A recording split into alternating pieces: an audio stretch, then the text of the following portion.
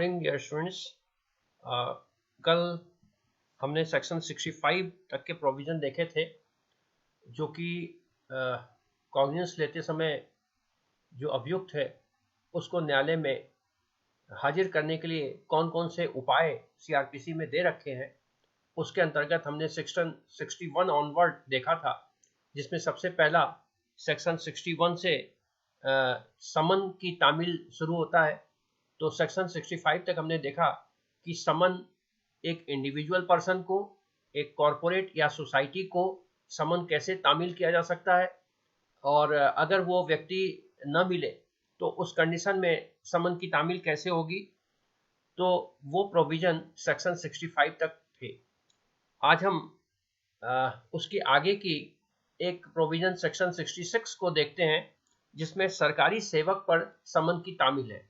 और कल मैंने ये कहा भी था आपसे कि सेक्शन 62 को और 64 को आप एक साथ पढ़ें, और उसके बाद 63 और 66 को एक साथ पढ़ें, क्योंकि ये थोड़ा सा बेयर एक्ट में जरूर किस कारण से ऐसा किया गया नहीं पता, लेकिन ये प्रोविजन थोड़ा स्कैटर्ड है। अगर सेक्शन 66 और 63 को एक साथ लिखा जाता तो शायद मेरे ख्याल से ज्यादा बेटर होता। एनीवे, तो आप पहले देखें कि सेक्शन 66 के क्या प्रोविजंस है। तो सेक्शन 66 जो है सर्विस ऑन गवर्नमेंट सर्वेंट की बात करता है। जैसा कि आपने देखा था 62 इंडिविजुअल पर्सन पर समन की तामील कैसे की जाएगी, 63 कॉरपोरेट और सोसाइटीज पर कैसे तामील की जाएगी, और 66 इस बात की चर्चा करता है कि सरकारी सेवक पर कैसे तामील की जाएगी। तो इस तरह से 66 भी अपने आप में एक कैटेगरी है, जो कि सर्विस क्लास या गवर्नमेंट सर्वेंट पर किस प्रकार से सर्विस की तामील की जाएगी, समन की तामील, उसके बारे में है। तो प्रोविजन इस प्रकार से है, जैसा कि आप स्लाइड पर देख पा रहे हैं। जहां समन किया गया व्यक्ति सरकार की सक्रिय सेवा में है, वहां समन जारी करने वाला न्यायालय मामूली तौर पर ऐसा समन 2 प्रतियों में उस कार्यालय के प्रधान को भेजेगा जिसमें वह व्यक्ति सेवक है, और जब तक प्रधान वह धारा 62 के उपबंधित प्रकार से समन की तामील कराएगा और उस धारा द्वारा अपेक्षित पृष्ठांकन सहित उस पर अपने हस्ताक्षर करके उसे न्यायालय को लौटा देगा। तो यहाँ पर यह व्यवस्था इसलिए है कि जो भी सरकारी ऑफिसेस होते हैं उसमें कोई ना कोई एक हेड होता है, चाहे वो किसी भी लेवल का हो, एक क्षेत्रीय लेवल का हो, पंचायत लेवल का हो, तहसील लेवल का हो, या फिर वो जिला लेवल का हो, और उसमें बहुत सारे एम्प्लॉइज वर्क करते हैं। तो चूंकि सारे एम्प्लॉइज जो उस डिपार्टमेंट का, उस ऑफिस का हेड होता है, उसके अंडर में ही काम करते हैं, इसलिए ये एक तरह से लायबिलिटी भी इम्पोज की गई है, और साथ में साथ प्रक्रिया का एक सरलीकरण भी किया गया है, क्योंकि वो एम्प्लॉई बहुत बड़ा डिपार्टमेंट है, तो उस एम्प्लॉय को किस टेबल पर वो काम कर रहा है या कहाँ पे वो काम कर रहा है, ये पता लगाना मुश्किल काम है एक न्यायालय के कर्मचारी को। तो इसलिए बहुत आसान सा होता है कि आप वहाँ के हेड ऑफ द इंस्टीट्यूशन से मिल लो कि भाई फला आदमी के लिए समन है, तो वो अपने महातरत जो भी है उसको बुलवाकर और समन की तामील वो इजिली करवा देगा। तो एक तो इससे समय की बचत होगी, प्रक्रिया आसान हो जाएगी, जिस साथ ही साथ उसकी समन की तामील 100% गारंटीड है कि हो ही जाएगी, क्योंकि उस व्यक्ति को अपने जो भी बॉस है, जो भी एचओडी है, उसकी बात की अनुपालना करनी ही करनी है। तो इस तरह से सेक्शन 66 में एक गवर्नमेंट सर्वेंट के ऊपर समन की तामील करने के लिए प्रोसीजर बताया गया, जो बहुत आसान है। और इसी में सेक्शन 66 सब क्लॉज 2 ये कहता है कि ऐसा हस्ताक्षर सम्यक तामील का साक्ष्य होगा, यानी जो काउंटर फाइल उससे साइन कराया जाएगा, वो साइन इस बात का एविडेंस है कि उसके ऊपर समन की तामील की जा चुकी है। ठीक है, तो इसको फिर मैं एक बार कह रहा हूं कि इसको 63 और 66 को आप एक साथ पढ़ेंगे। Next section 67 service of summons outside local limits. तो पहले आप लोकल लिमिट्स का अर्थ समझ लीजिए। लोकल लिमिट्स का मतलब क्या है? जिस न्यायालय के द्वारा समन इशू किया जा रहा है, उस न्यायालय का जो टेरिटोरियल जुरिसडिक्शन है, उसको हम कहते हैं लोकल लिमिट्स। तो अगर उस लोकल लिमिट्स के अंदर वो व्यक्ति रह रहा है जिसको कि समन की तामील की जानी है, तो न्यायालय का जो मुहर्रिर है वही जाकर उसको समन का तामील करा के आ जाएगा। लेकिन अगर उस समन की तामील उस लोकल लिमिट से बाहर किया जाना है। तो नेचुरली एक लिमिट खत्म होने के बाद जो दूसरी लिमिट है वो किसी न किसी अधिकारी के जुरिसडिक्शन में आता है, तो यहाँ पर उसकी समन की तामील थ्रू अदर ऑफिसर्स की जाएगी। इस बात की प्रोविजन सेक्शन 67 में कहा गया है। तो अब देख लेते हैं कि प्रोविजन क्या है। जैसा कि आप स्लाइड पे पढ़ पा रहे हैं, इंग्लिश मीडियम के स्टूडेंट्स, हिंदी मीडियम में मैं ओरल बोल दे रहा हूं कि जब न्यायालय यह चाहता है कि उसके द्वारा जारी किए गए समन की तामील उसके स्थानीय सीमा के बाहर किसी स्थान में की जाए, तब वह मामूली तौर पर ऐसा समन 2 प्रतियों में उस मजिस्ट्रेट को भेजेगा जिसकी स्थानीय अधिकारिता के अंदर उसकी तामील की जानी है या समन किया जाने वाला व्यक्ति निवास करता है। ठीक है। अब यहाँ पर एक चीज मैं आपको बता दूं कि एक जगह तो यहाँ पे न्यायालय वर्ड यूज किया गया और एक जगह मजिस्ट्रेट वर्ड यूज किया गया है। तो सामान्य तौर पर ऐसा होता है कि एक जुडिशियल मजिस्ट्रेट दूसरे जुडिशियल मजिस्ट्रेट के पास समन नहीं भेजता है, बल्कि वो एग्जीक्यूटिव मजिस्ट्रेट के पास भेजता है। तो यहाँ पर न्यायालय जहां पर लिखा है वहां तो आप ये समझे कि जुडिशियल मजिस्ट्रेट के द्वारा समन इशू किया जाएगा, और अगर वो उस जुरिसडिक्शन से बाहर रहता है तो दूसरे जुरिसडिक्शन में तामील एग्जीक्यूटिव मजिस्ट्रेट के द्वारा के माध्यम से किया जाता है। सामान्य तौर पर यही प्रैक्टिस में चलता है। तो इस तरह से सेक्शन 66 जो है वो जुरिसडिक्शन से बाहर समन की तामील जब की जानी है तो उस समय की प्रक्रिया बताता है। नेक्स्ट सेक्शन 68, इसके बारे में क्या है कि ऐसे मामलों में section 68 proof of service in such cases and when serving officer not present, यानी ऐसे मामलों में और जब तामील करने वाला अधिकारी उपस्थित न हो तब तामील का सबूत, यानी जिस आदमी के ऊपर, जिस एम्प्लॉय के ऊपर समन तामील करने की लायबिलिटी है, अगर वो ही नहीं है, वो अनुपस्थित है, तो उस कंडीशन में क्या प्रोसीजर एडॉप्ट किया जाएगा। तो सेक्शन 68 इसके बारे में प्रोवाइड करता है कि जब न्यायालय द्वारा जारी किए गए समन की तामील उसकी स्थानीय अधिकारिता के बाहर की गई है, तब और ऐसे किसी मामले में जिसमें वह अधिकारी जिसने समन की तामील की है मामले की सुनवाई के समय उपस्थित नहीं है, मजिस्ट्रेट के समक्ष किया गया तात्पर्य या शपथ पत्र की ऐसे समन की तामील हो गई है और समन की दूसरी प्रति जिसका उस व्यक्ति द्वारा उसको समान परिदत्त निवेदित किया गया था या उसके पास छोड़ा गया था, धारा 62 और 64 के उपबंधित प्रकार से पृष्ठांकन होना तात्पर्य है। जैसा कि आपको ध्यान होगा, पहले आप सेक्शन 62 और 64 दोनों ही पढ़ चुके हैं, इवन 66 भी पढ़ चुके हैं, जिसमें समन की 2 कॉपी में से एक कॉपी उसको दे दी जाती है, हैंड ओवर कर दी जाती है, और दूसरी वाली कॉपी पे उसके रिसीविंग ले ली जाती है। तो ऐसी वाली कॉपी उसने जो है साक्ष्य में ग्राह्य होगी और जब तक तत्प्रतिकूल साबित न किया जाए उसमें किए गए कथन को सही माना जाएगा। इसको आप इस तरह से समझ लीजिए कि मान लीजिए कि अजमेर जुरिसडिक्शन के किसी न्यायालय के द्वारा किसी व्यक्ति के अगेंस्ट में समन जारी किया गया, और जिस व्यक्ति के अगेंस्ट समन जारी किया गया वो व्यक्ति यहां न रहकर जयपुर रहता है।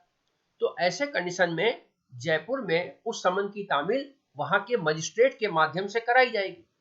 अब मजिस्ट्रेट के माध्यम से तो समन की तामील करा दी गई, लेकिन जिस व्यक्ति के ऊपर ये आदेश दिया गया कि जाओ समन तामील करके आओ, और वह व्यक्ति समन तामील कर दिया और उसकी रिसीविंग उसने बाई पोस्ट अजमेर के न्यायालय में भेज दी, और जब मामले की हियरिंग हुई उस समय उसको समन तामील की गई या नहीं की गई, इस बात का अगर प्रश्न उठता है तो वहां पर वह व्यक्ति जिसने की समन तामील किया जयपुर में, वो मान लीजिए कि न्यायालय में हाजिर नहीं हो पाता है। तो ऐसे कंडीशन में उस जो रिसीविंग कॉपी है जिस पर कि जिसको समन तामील की गई है उसके साइन है, तो वो पर्याप्त सबूत माना जाएगा कि समन तामील हो चुका है, जब तक कि इसके अगेंस्ट प्रूफ न किया जा सके। इसके अगेंस्ट प्रूफ का मतलब क्या है कि जिसके ऊपर समन तामील हो वो ये साबित करे कि जो हस्ताक्षर काउंटर साइन किए गए वो उसके नहीं है। तो इस तरह से एविडेंस एक्ट, एविडेंस एक्ट आप पढ़ चुके होंगे, उसमें मे प्रिज्यूम, शैल प्रिज्यूम और कंक्लूसिव प्रूफ का कंसेप्ट आता है, वहां पे आपने पढ़ा होगा। तो ये जो काउंटर साइन है वो शैल प्रिज्यूम की कैटेगरी में आता है, लेकिन शैल प्रिज्यूम जब तब तक एविडेंस होता है जब तक कि उसे गलत साबित, तब तक सही होता है जब तक कि उसे गलत साबित न कर दिया जाए। तो प्राइमा फेसाई अगर किसी समन के दूसरे वाले काउंटर फाइल पे उस व्यक्ति के हस्ताक्षर है जिसके ऊपर समन का तामील किया जाना था, तो न्यायालय इस प्रिजम्पशन पर चलेगा कि उसे समन की तामील कर दी गई है, जब तक कि इसके अगेंस्ट साबित न किया जाए। इसके अगेंस्ट साबित करने का अर्थ मैंने बता दिया कि वह व्यक्ति न्यायालय में उपस्थित हो और ये कहे कि साहब मेरे ऊपर तो समन तामील नहीं हुआ, तो नेचुरली जो न्यायालय की ओर से ये बात कही जाएगी कि आपके इसमें हस्ताक्षर है, उनका ये हस्ताक्षर मेरे फर्जी है या गलत है, किसी अन्य व्यक्ति ने हस्ताक्षर किए, तो वहां पर उसे हस्ताक्षर साबित करना पड़ेगा। अगर वो हस्ताक्षर गलत पाया गया तो नेचुरली ये माना जाएगा कि समन उसके ऊपर तामील नहीं हुआ। ऐसे कंडीशन में अगर कोई एडवर्स ऑर्डर है तो उसे न्यायालय रद्द कर सकती है। ये बात की स्टेजेस है, लेकिन यहां पर आप ये समझिए कि ये प्रिजम्पशन की कैटेगरी में आता है। Next section 69। सेक्शन 69 के प्रोविजन आप स्लाइड पर देख पा रहे हैं कि service of summons on witness by post, यानी जब डाक के माध्यम से भेजा जाता है समन तो क्या स्थिति होती है। डाक के माध्यम से जब समन भेजा जाएगा तो इसमें दो सब क्लॉज है, सब क्लॉज 1 और सब क्लॉज 2।